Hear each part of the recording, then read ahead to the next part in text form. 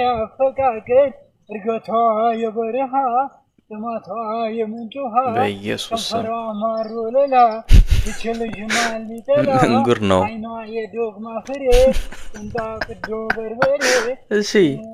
ፍቅሯ የዋንዛ አበባ ስታየች ተውባ ዋይ ዋይ ዋይ